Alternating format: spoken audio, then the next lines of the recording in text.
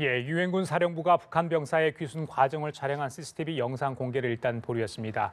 CCTV에는 북한군 추격조가 일부가 군사 분계선을 잠시 넘었다가 돌아간 정황이 포착된 것으로 알려졌습니다. 한편 중국이 대북 특사를 오늘 북한에 파견했습니다. 한반도 안보 위기 해소의 실마리를 찾을 수 있을지 주목되고 있는데요. 이 시간 신윤균 자주국방 네트워크 대표, 봉영식 연세대 통일연구원 전문위원 두 분 모시고 자세한 얘기 나눠보도록 하겠습니다. 안녕하십니까? 네, 안녕하십니까? 어서 오십시오. 신 대표님, 사실 포항 지진 전에 이 전방 JS에서 저희들 좀 급박한 상황이 있었어요. 네. 사실 그랬는데 일단 귀순 병사는 지금 이제 두 차례에 걸쳐 수술 받고 회복 중인데 아직 뭐 생명을 완전히 뭔가 안전 상태에 접어들었다고는 단정할 수 없다. 네. 이게 지금 전해지고 있는 상황인 것 같고요. 지금 가장 큰 문제가 그 안에서 어떤 일이 벌어졌는가가 이제 정확하게 드러나지 않는데 그 부분이 바로 이제 CCTV 공개 아니겠습니까? 네. 그런데 일부에서 이제 나온 얘기가 북한군 추격조가 MDL을 남쪽으로 넘어왔다. 이게 좀 정황이 좀 나온 것 같습니다. 맞습니까?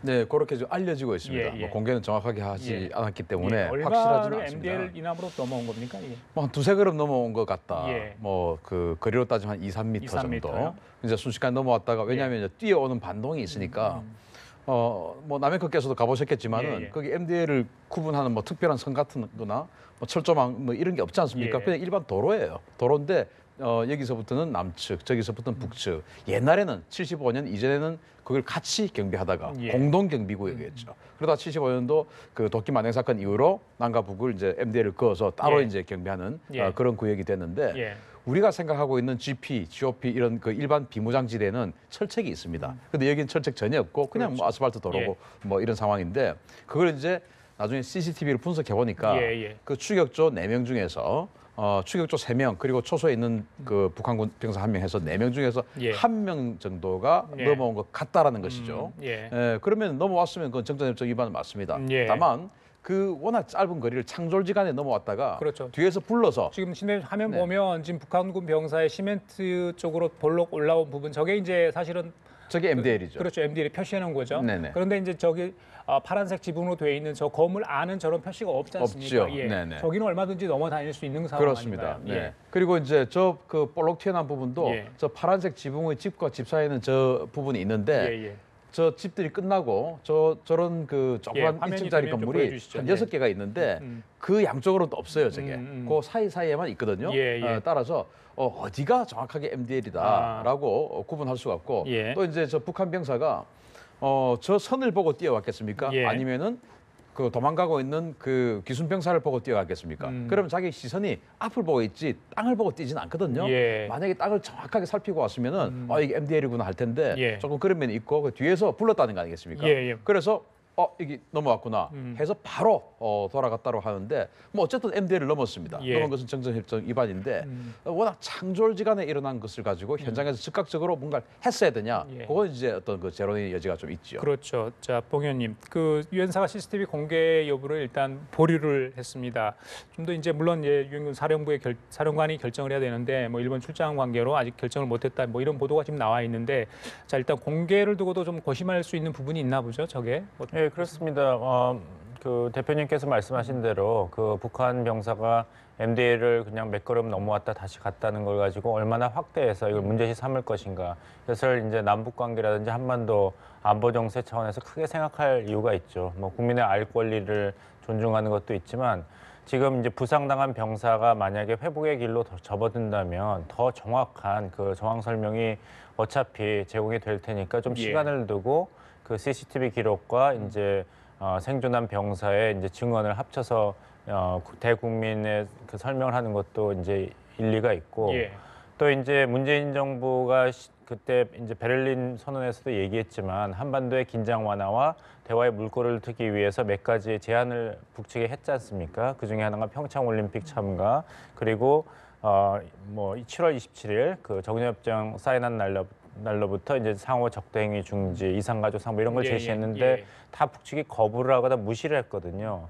근데 이 상황에서 또 이번 사건을 이제 확대해가지고 남북 간의 긴장 상태가 또 심화된다면은 그 한반도의 이제 상황에서 운전석에 앉겠다는 문재인 정부의 입지가 넓어지지는 않죠. 오히려 좁아지고 또 지금 이제 중국이 대북 특사를 파견하고 트럼프 행정부에서도 이제 대화의 물꼬를 트려는 움직임이 있는데 이것을 예. 한국 정부가 나서서 북한에 대해서 압박을 가한다. 이것이 꼭 전략적으로 필요한 행동이냐. 이것도 예. 한번 고려해 볼 만합니다. 예, 알겠습니다. 그리고 신 대표님, 그 AK 소총을 사용한 게 이제 그건 확실하죠. 네. 그 탈은이 남쪽 지역에 나무에 박혀 있다. 일단 네. 그렇게 좀 알려지고 있는 상황 아닌가요? 네. 자, 그렇다면 그 문제도 좀 정전협정 위반이 될 수 있는 건가요? 그 당연히 상황을 위반이죠. 좀- 예, 예. 예, 당연히 위반이죠. 예, 총알이 넘어갔기 때문에. 그렇죠. 그렇습니다. 예, 총알이 넘어오면 안 되고 당연히 위반인데 예. 현장에서 예. 지금 이제 다 상황이 끝나고 천천히 가서 살펴보니까 나무 둥치도 보고 뭐 잔디밭도 살펴보고 하니까 그게 이제 총알이 박혀 있는 것을 이제 본 거죠. 예, 예. 그러다 현장에서 오직 CCTV만 가지고 과연 지금 총알이 넘어온 것을 그걸 눈으로 확인할 수 있는 사람이 사실은 뭐 슈퍼맨 외에는 있겠습니까? 없는 것이죠, 그렇게 현실에는. 그러니까 그것을 가지고 정전협정 했는데 예, 예. 왜 그때 바로 응사하지 않았냐 하는 것은 지금 이 결과를 놓고 보고 예. 하는 일이지 예. 그때 그 상황에서는 그 누구도 그것을 판별할 수는 없었을 것이다. 아. 자, 그러면은 11월 초에 11월 6일인가 그때입니다. 예.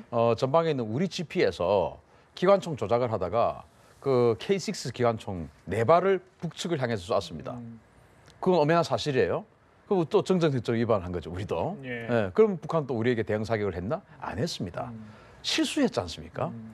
그런 건 서로 간에 양해가 될 수 있는 충분히 양해가 될 수 있는 그런 상황이고 예, 예. 예를 들어서 이번 같은 경우도 추격을 해오다가 그 병사를 향해서 쏜 것이지 물론 뭐 병사를 향해서 쏘는 것은 넘어오기 전까지는 그들의 일입니다.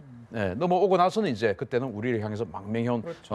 어떤 그런 사람 우리가 보호해야 될 상황인데 넘어오기 전은 그들의 일이에요. 그 상황에서 우리를 향해서 적대 행위는 아니고 그들 내부의 어떤 진압을 위해서 하는 그 행위를 예. 우리가 총알도 지금 보지를 못했는데 당연히 총구가 우리 쪽으로 뭐 좀 비스듬하게 보고 총성이 들리니까 예. 상식적으로 이쪽으로 넘어왔지 않겠느냐. 예, 예. 사실은 뭐 송영무 장관도 그런 상식선에서 대답을 한 거였죠.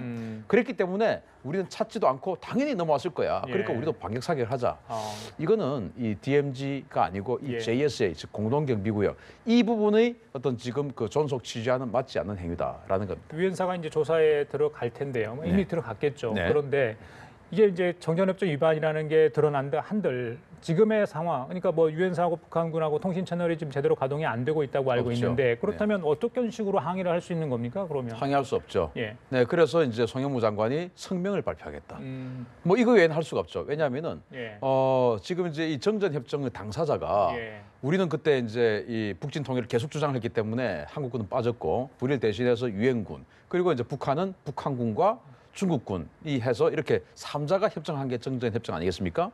그런데 이 공동경비구역이 도대체 뭐냐? 이 유엔사가 지금 관할하는 것으로 알고 있는데 우리 남측 지역을 유엔사가 관할하는 것이지 이 공동경비구역 북측까지 다 합해서 유엔사가 관할하는 게 아니에요. 여기는 중립국감독위원회라는 데가 관할하는데 그렇죠. 즉 이 전쟁에서 남한을 도와주지도 않고 북한을 도와주지도 않은 나라들 중에서 두 나라씩 뽑아가지고 우리는 스웨덴과 스위스를 추천했고 북한은 북측 즉 공산 측에서는 그 폴란드와 체코슬로바키아를 이제 예, 추천했어요. 예. 근데 체코는 이제 해체가 됐으니까 없고 폴란드는 지금 뭐 자유진영으로 됐으니까 지금 우리 쪽으로 오히려 와 있고 북측에는 없어요. 중립국감독위원회가.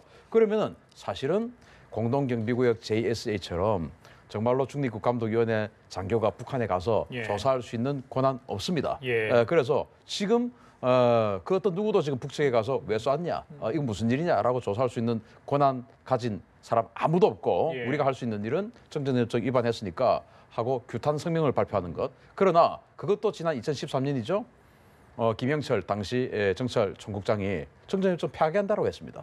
그 자기네들로서는 우리 정전협정 파기했는데 무슨 소리냐라고 또 발표할 겁니다. 예, 그래서 예. 이런 것들은 이제 우리만의 일이다. 예. 사실은 뭐 그렇게 말할 수 있습니다. 알겠습니다. 교전 수칙에 대한 부분도 여러 가지 뭐 논란이 좀 있는데 이 부분이 쉽지는 않을 것 같아요, 분명히. 자, 그런데 이제 북한은 아직까지 아무런 이번 사태에 대해서 이야기를 하지 않고 있어요. 여러 가지 뭐 속내가 있을 겁니다만은 키우고 싶지 않은 부분이 분명히 있을 것 같고 우리 쪽에서도 이 부분이 어느 정도 뭐 지금 남북 관계를 고려했을 때 사태를 확산시키는 게 맞냐, 오히려 좀 더 차분히 대응하는 게 좋겠다. 그리고 일단 귀순 병사의 회복을 봐서 일단 뭐 합심조가 뭐 조사를 하겠죠. 그 조사 결과를 보고 국민들한테 발표할 것 발표하는 게 좋겠다. 이런 뭐 지적이 있던데 그렇습니다. 그 부분 어떠 예. 보세요? 예, 대표님께서 말씀하신 대로 우리가 너무 항의를 수위를 높인다면은 북한이 원하는 대로 그럼 우리는 정전협정을 인정하지 않는데 뭐 잘 됐다. 그러면 평화협정으로 대체할 그럴 이유가 더 있지 않은가?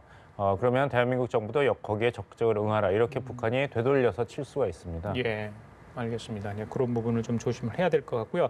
자, 다른 얘기 좀 할까요? 숭따오 중국 공산당 대외 연락부장 지금 아마 평양에 도착했을 수도 있겠네요. 네. 오늘 지재룡 중국 북한 대사가 환송까지 나왔다고 합니다. 3박 4일 일정이 될 거라고 보이는데 19일 중에 김정은 위원장을 만날 거라고 합니다. 시진핑 중국 국가주석의 친서를 들고 가는지를 모르겠어요. 근데 이제 지난번에 당 대회 결과 같은 경우는 이제 설명을 하지 않겠습니까? 그래서 이걸로 인해서 뭐 북중 관계, 특히 이제 지금 경색돼 있는 한반도 안보 상황이 좀 달라질 수 있을지 많은 분들도 기대도 하고 우려도 하는데 신 대표님은 어떻게 보십니까? 저는 정말 이 3박 4일이 우리 한반도, 즉 우리 대한민국의 미래의 역사를 가름질 수도 있는 중요한 3박 4일이라고 생각합니다. 왜냐하면 지금 중국이 당대회 결과를 설명하기 위해서 북한에 갔다? 뭐 중국이 북한에 보고할 수 있는 그런 나라가 아니지 않습니까? 보고해야 하는 나라 아니거든요. 그건 절대로 아닌 것 같고 뭐냐? 예. 지금 이 시기가 이제 트럼프가 아시아를 순방을 했습니다. 예. 당연히 중국에 가서는 뭐 여러 가지 경제 관련한 이야기도 했겠지만 예. 최고 핵심 의제는 북한 문제입니다. 북한 문제고 또 그 이후로 이제 필리핀과 베트남에서 계속적인 이 북한 문제가 논의가 됐었죠. 당연히 중국은 트럼프 대통령하고 시진핑 주석이 북한을 어떻게 해결할 것이냐. 여기서 적극적으로 협조하지 않으면 지금 우리 항공모함 세척 동원해 있고 괌에 있는 전력들 다 해서 우리 스스로 해결하겠다. 예. 그게 양해가 되면 그냥 지금처럼 가만히 있어라.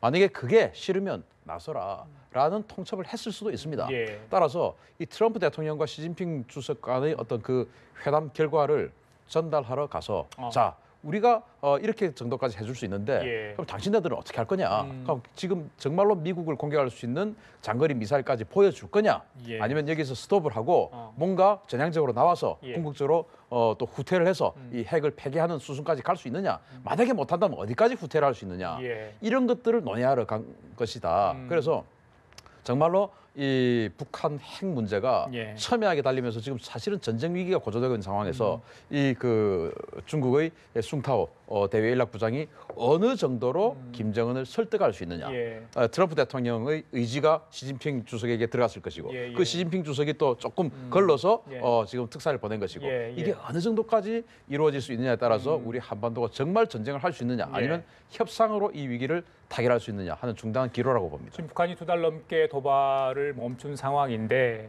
이게 정치적으로 좀 문제가 있는 건지 아니면 뭐 그 미사일이나 핵 기술 개발 관련해서 문제가 있는지는 알려지지 않고 있는데 김정은으로서는 중국에서 누구 사절단이 굉장히 와주기를 바라지 않았을까 내심. 그래서 뭔가 돌파구를 찾고자 하지 않았을까 출구 전략으로. 저는 그런 생각을 해보는데 어떻게 보세요? 네, 저도 동의합니다. 예. 오죽 답답했으면 최성희 국장이 이제 모스크바에서 이제 연설을 하면서 과연 트럼프가 바라는 엔드게임, 종착역이 무엇이냐, 정말 이렇게 미치광이 외교를 하는 것인가, 아니면은 그 협상력을 높이기 위해서 하는 거냐 물어봤지 않습니까? 예. 그러니까 북한 입장에서도 이제 대화 채널이 제대로 가동되지 않고 트럼프 행정부에서 이제 국무부에 힘을 실어주지 않았기 때문에 과연 미국이 원하는 것이 무엇이냐, 예. 어디까지 북한이 양보하면은 미국과의 어떤 전면적인 대결을 피할 수 있고 그러면서도 이제 핵 개발 그리고 미사일 능력을 보유할 수 있을 것인가, 이것에 굉장히 심한 깊은 고민이 있었을 것입니다. 예. 여기에 또 이제 19차 중국 공산당 당대회가 끝나고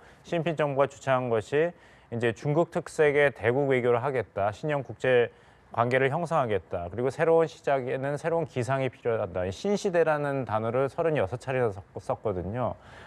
거기서 이제 중요한 것이 이 북한 문제, 북핵 문제를 어떻게 해결할 것인가가 향후 중국이 주창하는 중국 특색의 대국 외교의 첫걸음이기 때문에 예. 이번 트럼프 대통령과 시진핑 주석 간의 어떤 대화 내용, 그것을 중국 측에 전달하고 이제 대표님께서 말씀하신 대로 그럼 북한에 대한 어떤 일종의 요구를 할 것입니다. 그래서 요구를 해서 북한이 할 수 있는 것, 그다음에 할 수 없지만 중국의 도움을 받으면 할 수 있는 것, 이런 예. 걸 해서 다시 미국 측에 이게 외교를 통한 북핵 해결의 해결 가능성이 아직 살아있다는 메시지를 전달할 가능성이 높습니다. 그래요. 지금 보시겠지만 트럼프 대통령이 트위터에 중국이 북한에 특사를 보낸다. 큰 움직임. 무슨 일이 일어날지 보자. 이런 얘기를 했어요.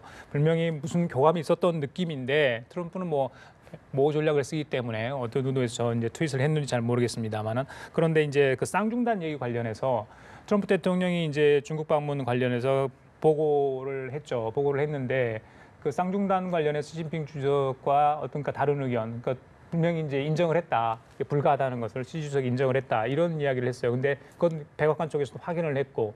근데 이제 중국 쪽은 다른 이야기입니다. 역시 합리적인 방법인 쌍중단이 필요하다. 이런 또 의견인 것 같고요. 분명히 여기는 좀 이견이 있는 것 같아요. 예, 쌍중단이 필요하다라고 하는 것은 중국 측의 원론적 입장이죠. 왜냐하면 그렇게 해야 예. 북한에게 지금 대화를 요청할 수 있는 명분이 되니까요. 예. 자, 너희들은 핵 포기해라. 그런데 저쪽은 한미연합 군사훈련 그만두지 않을 것이다. 그렇지만 너희들은 핵 포기해라. 이거는 이제 중국으로서는 좀 안 맞죠, 사실은. 예, 그래서 그 쌍중단이 필요하다라고 어떤 공감은 하지만 트럼프 대통령 입장에서는 우리는 쌍중단 안 한다. 왜? 북한이 핵을 폐기하고 군사적 적대 행위를 폐기했을 때 한미 군사 훈련을 안 하는 것이지 한미 군사 훈련은 북한이 핵을 개발하기 이전부터 있었던 거예요. 그런데 우리가 지금 착각하고 있는 것이 북한의 핵 개발 중단하고 한미 군사 훈련하고 바꾸면 북한이 나간 만큼 우리는 엄청난 손해입니다. 예. 그래서 북한의 군사적 적대 행위가 모든 것이 해결이 되어야 한미 연합 군사 훈련을 중지하는 이게 맞는 것이죠. 예. 따라서 중단, 이 핵 개발 중단 이거 하고 바꾸자 또는 핵 개발 폐기 이거 하고 바꾸자 하고는 안 맞다라는 예. 것이 이제 트럼프 대통령의 원칙적인 말이고 또 사실은 여기가 뭐 우리 한반도만을 위해서 중국과 미국이 어떤 그 경쟁을 하고 이건 아니지 않겠습니까? 그들이 경쟁하는 중간에 우리가 있는 겁니다. 예. 그렇기 때문에 미국은 이 중국을 압박하는 군사적 전초 기지로서의 예. 최고의 어떤 전략 기지로서 대한민국이 필요한 것이고 예. 또 중국은 미국의 군사적 압박을 막아낼 수 있는 최고의 어떤 그 버퍼존으로서의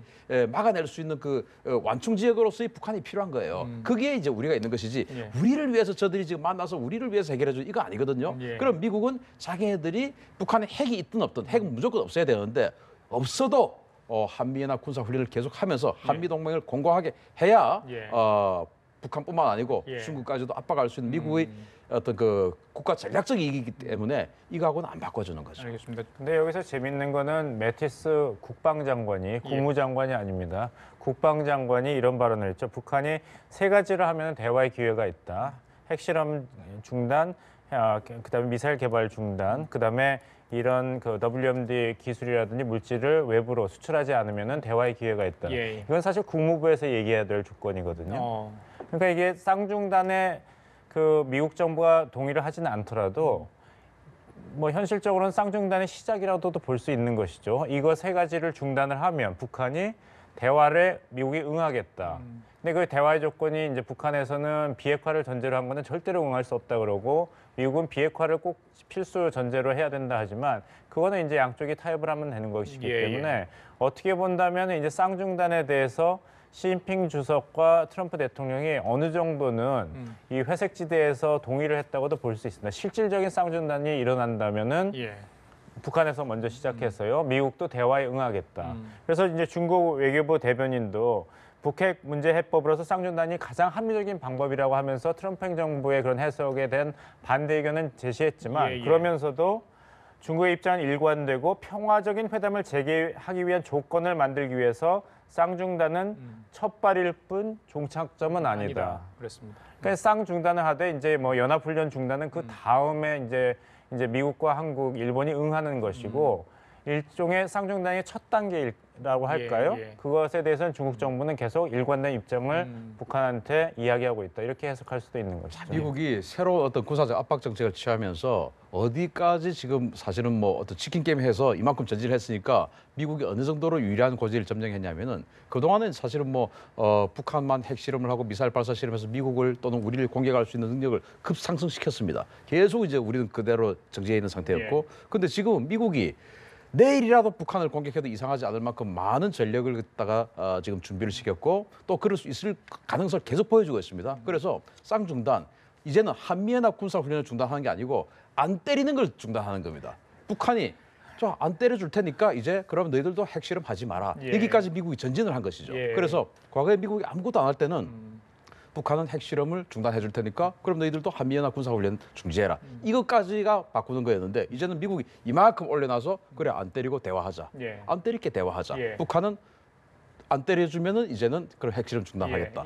여기까지 진행된 거다라고 보셔도 될 것 같습니다. 알겠습니다. 자, 중국 특사가 평양으로 갔습니다. 자, 어떤 얘기가 나올지 좀 지켜보도록 할까요? 자, 지금까지 신인균 자주박 네트워크 대표, 봉영식 연세대 통일연구원 전문위원이었습니다. 감사합니다. 네.